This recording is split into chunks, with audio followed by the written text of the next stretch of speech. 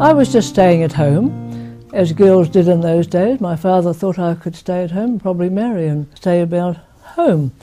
And my sister was down in Dunedin doing her degree and staying at St Margaret's College. And she came home for the holidays and she said to me, "You can't stay here doing nothing all your life. I think I'll go down to Dunedin and I think I'll find something for you that you would like to do." So my father agreed, which was very good of him because in those days it was all paid for, and she'd been in Dunedin for about 3 or 4 years trying to get her BA, doing very little work. So down she went and she came home and she said, "I would think you would like physiotherapy. And I've arranged with the warden of St Margaret's College to put an extra bed in my room, and of course it was all booked by then, and you could stay in that accommodation." So I thought that was fine, so I got all some nice clothes and I packed myself up and went away down and joined the class, which was about, let's say, 20, and one from each town. And there were a variety of girls that all had been to private school, and I had only been to Waitaki Girls High School, but it had a very good reputation, so that was all right. And I made some very good friends. And we'd only been, I suppose, into the first month or two, and they dropped off one after the other, till I think we were left with 14. And the others had thought, "Oh, I didn't know it was like this. I didn't know we had to be disciplined and do physical education before we went to the lectures," which we did. We had to go along and dress in our little shorts and go along to a local hall, and with Miss Roberts accompanying us, and she said, "If I can do it, you girls can do, so no excuse will ever hold water if you think you can't come." 8 o'clock in the morning, along we went and did about an hour physio exercises. And I had been quite keen on doing physical education at school, and I was moderately good at it, so it didn't worry me. But some of the girls found it a bit hard.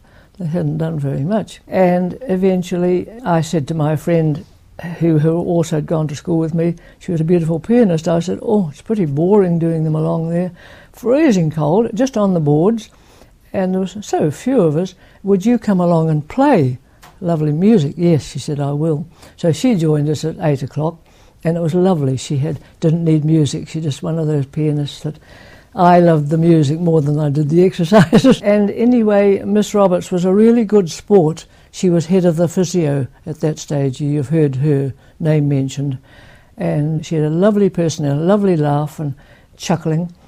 And she treated us all the same. So away then we went to our lectures.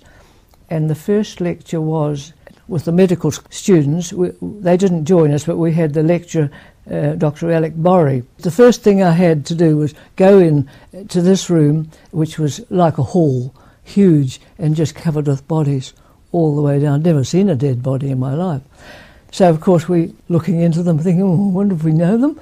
And apparently there were quite a few Chinese, and people had donated their relations' bodies to be carved up. And that's where we started doing that. We had the first 6 months we did that, and pathology. And you had to pass that before you continued. The course was only just over 2 years in those days, so they had to pack a lot into it. But I quite enjoyed that. Then you had to go home at night and do some SWAT, which I hadn't been used to doing, and my sister didn't think I did very much. And anyway, we progressed from there, and then we would go into a lecture room with Dr. Borry, and he would lecture us on pathology. And I think we only did 2 or 3 subjects the first 6 months, but it was all so strange, and we got so used to being blasé, leaning on these bodies and talking to ourselves over the top of them, and realising what we were doing. But you became hardened after a while, and then you learnt a lot by seeing the muscles actually that you'd been learning about, and you knew where they went more or less. So that prompted you when you came to sit the exam. A wee bit of the observation helped quite a bit, and I quite liked that side of it, but I don't think I was bright enough to go on to do too much further. I didn't apply myself, so my sister said. Anyway, we continued then in the next 6 months to do more of the physio side of it. And then, as I said, we used to pair off and have our massage sessions perhaps an hour in the morning, and then we'd have a few more lectures and then go around the wards and be shown different things that we were studying. And to my horror, I think the first day I went there in the ward, we were taken up to the children's ward and we were shown a boy who had his leg to the sun. They thought that was part of the treatment. He had osteomyelitis, and I nearly went home, staggered to see a child lying in bed, and all the others too. Some of them had it and some of them didn't. Highly infectious, and you know that. It's awful. And I mean, it was almost eaten away, flesh, and we just had to stand round there, and I nearly thought to myself, well, I don't know about this, but however, that taught me a good lesson, because I came up against that quite a bit later on. When I first came to work in Oamaru, I had a lot of ultraviolet to give on those diseases, mostly elderly people, elderly women. They had a special ward in Oamaru, just a little bit out, almost like an isolation, but most of the women had those pressure sores, and they would develop into that sort of thing. And my word, that became serious. Just ate away the flesh, and you could just see the clear white bone at the end of it. And I don't know that the ultraviolet did a great deal, but perhaps it did. Well, that's all they knew anyway. It was a terrible thing, but I was always conscious after that of pressure sores in all my physio work. I was, suppose, older than a lot of the girls who hadn't had that experience, and I was very conscious, especially in the heels, of people who have fractures and are in bed for different reasons. And I got little heel pads made of sheepskin, and with the oil that's in the sheepskin is very healing really and very soothing, and kept the skin in good condition. So I prided myself on having very few sore patches at all, or heels. Elbows, I got the same made for the elbows. When you lean on your elbows, have you ever been a patient? My word, it is painful. And you're always heaving yourself up because you're always slipping down on the bed. And that's one thing physios have to be very careful of. The first thing I think that they have to consider the comfort of the patient. And that has gone out the door a little bit. A patient who growls and grizzles and says his elbows are sore, or he's starting to get a bed sore on his heels, or any part of him, he's looked on a bit of a complainer. And really, if you know the end result of some of these things, you jolly well look after yourself before they ever happen.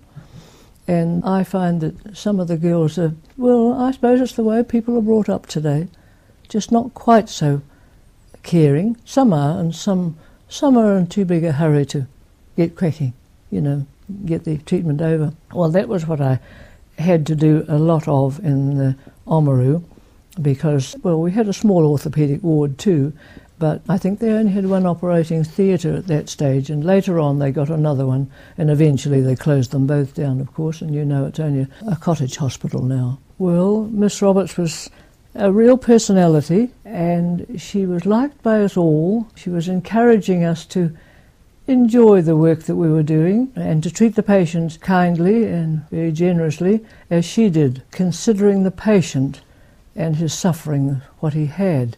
Because if anyone has some of these things, it's a real trauma. And I think people who've never been sick just don't realise. And then we had Miss Gotts. She was English, and she took us for actinotherapy. And we had Miss Looker, and she was also English. And there's one more who took us for physical education after a while, like Miss Service. So we had a very compact, very nice set of people to teach us, and they were very highly respected people too, and treated us in a very ladylike fashion. And the actinotherapy was interesting, although everything was on a very small scale in those days.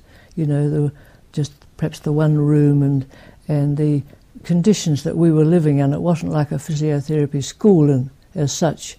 We had a building and everything was into that, so everything was on a small scale. And you walked under a walkway to go into the main hospital. But you weren't out in the weather, of course, because we struck a snowstorm right in the middle of our training too, which was quite interesting. We had to go to lectures on the back of Dr. Borrow's skis, and a few of those who skied were lucky, and we would just hang on to them, and they'd take us to the hospital and then drop us off. We couldn't have walked really because it was fairly deep. I've got some good photographs of it too. We're standing outside having our coffee and everything was completely white. And it made quite a talking point too for patients. But that's how we got to lectures, because that lasted quite a few weeks. But the whole time was happy. And then we had our practical massage and we took turns at doing that. One day you'd do your friend and then she'd do you the next day. We had that nearly every day. And that was the most important part of the training. The machines were all right, but it was the hands-on that made the difference. You know, patients really relax, because a lot of physiotherapy is patients come to you with baggage and under a lot of stress, and you've got to try to get through to them that life is not all that bad, that you could get on top of that and get their health a little bit better, and then they feel better. But I had a lot of patients, and I suppose being older too, they would unburden to me, and I found then that they settled into the treatment much better once they'd got a bit of that why they were there and what stress they were under for different reasons, families and children, and a lot of ill health gives people stress. They can't just sort of enjoy things the same as when people are feeling fit. So I found that was, especially in Oamaru, a big part of my daily routine.